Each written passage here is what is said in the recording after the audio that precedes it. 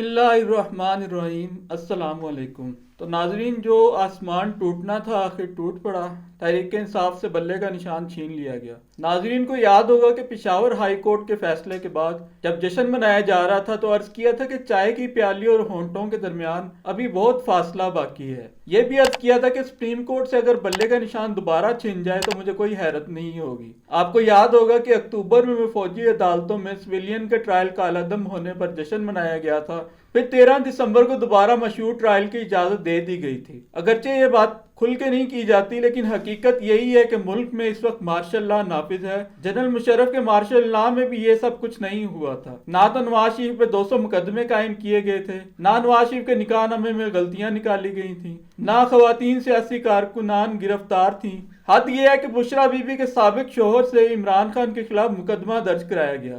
یہ جو کچھ ہے، اتنی ضلالت میں گرنے کا کوئی سوچ بھی نہیں سکتا تھا۔ فیض آباد دھرنے پر فیصلہ دیا تو چیف جسٹس کا اپنا کیریئر اسٹیبلشمنٹ نے ختم کر دیا تھا، اب تو وہ ایک طرح کے بونس پر ہیں۔ پی ٹی آئی نظریاتی کے معاملے میں بھی جو کچھ ہوا وہ بھی ایک بچگانہ خواہش تھی کہ شاید ایسے پلانز کے ذریعے اسٹیبلشمنٹ کا راستہ روک لیا جائے گا۔ اس کے فوراً بعد الیکشن کمیشن نے ریٹرننگ افسران کو ہدایات جاری کی کہ ایک پارٹی کے امیدوار کو دوسری پارٹی کے انتخابی نشان نہ دیں۔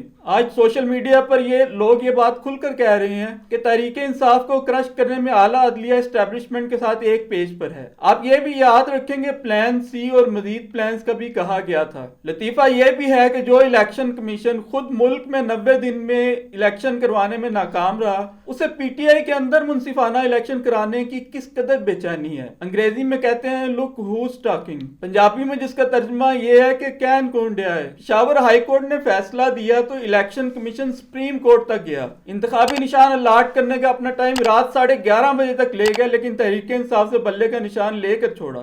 چیف جسٹس کو بھی اس بات سے کوئی غرض نہیں تھی کہ الیکشن کمیشن 90 دن میں الیکشن کرانے میں ناکام رہا تو پھر کیا ہوا۔ جس طرح کا الیکشن چیف جسٹس اور الیکشن کمیشن تحریک انصاف کے اندر کرانا چاہتے ہیں، ویسا الیکشن نون لیگ، پیپلز پارٹی، جمعیت علماء اسلام اور اے این پی سمیت کسی پارٹی میں نہیں ہوتا۔ ان تمام پارٹیوں میں لیڈروں کی تیسری اور چوتھی نسل اب قابض ہے، ان پارٹیوں کے الیکشن انہیں درست نظر آتے ہیں۔ ننگا سچ یہ ہے کہ ایک ادارہ باقی سب اداروں کو اپنے ساتھ ملا چکا ہے۔ تحریک انصاف کے پلانز تو اس صورت میں کام کریں جب ادارے کسی آئین اور قانون کے پابند ہوں۔ آئین اور قانون کا حال یہ ہے کہ جس آفیشل سیکرٹ ایکٹ کے تحت عمران خان کا ٹرائل سائفر کیس میں ہو رہا ہے، اس کے بارے میں صدر عارف الوی اعلانیہ کہہ چکے ہیں کہ میں نے تو اس پر دستخط کیے ہی نہیں، اس کے باوجود ٹرائل جاری ہے۔ اسٹیبلشمنٹ کا اصل موقف یہ ہے کہ آئین اور قانون وہی ہے جو ہم کہیں گے۔ اس صورتحال میں تحریک انصاف کے پلانز تو کامیاب نہ ہوں گے، لیکن یہ الیکشن ایک متنازع الیکشن ہوگا۔ سیاسی عدم استحکام کی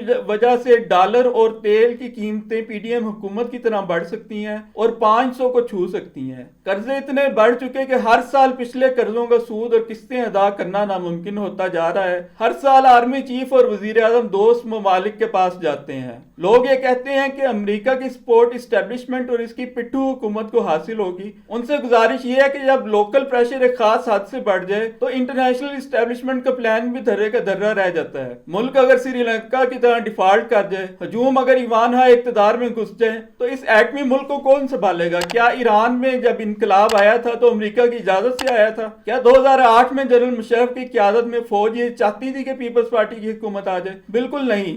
نہ امریکہ خدا ہے، نہ فوج خدا ہے۔ پاکستان نہ ایران ہے، نہ سری لنکا۔ ہمارے اپنے حالات ہیں، اپنے زمینی حقائق اور اپنی قسمت۔ کیا مایوس ہو جانا چاہیے؟ بالکل نہیں۔ میرے والد ہارون الرشید عمران خان کے بے حد قریب رہے ہیں۔ ایک طویل عرصے تک لوگ اس بات کا ہی مذاق اڑایا کرتے تھے کہ عمران خان کبھی اقتدار میں آئے گا۔ لوگ اس بات کا مذاق اڑایا کرتے تھے کہ تحریک انصاف نون لیگ اور پیپلز پارٹی جتنی بڑی جماعت بن جائے گی۔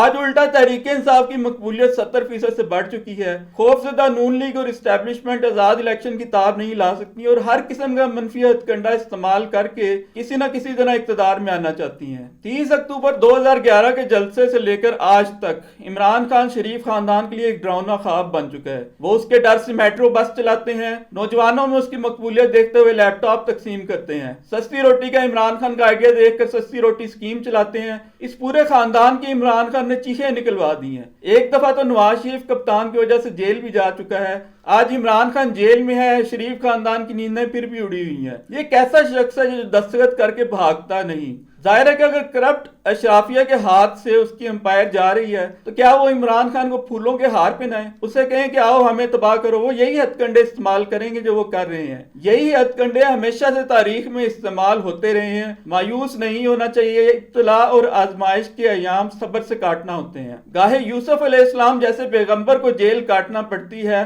عمران خان کی تو بساط ہی کیا. نیلسن منڈیلا 27 سال جیل میں رہے. قید میں رہنے سے پہلے اور بعد والے عمران ریاض خان میں زمین آسمان کا فرق ہے. اسی طرح زندگی سبق سکھاتی ہے. تحریک انصاف والے اگر آزاد لڑیں گے تو بالکل ہی مختلف صورتحال ہوگی. اس صورت میں یہ الیکشن مکمل طور پر متنازع ہوں گے. حیرت انگیز بات یہ ہے کہ جو ملک 128 ارب ڈالر کے قرضوں تلے ڈوبا ہوا ہے، اس کی اسٹیبلشمنٹ آج بھی ایک سیاسی جماعت کو فتح کرنے میں لگی ہوئی ہے.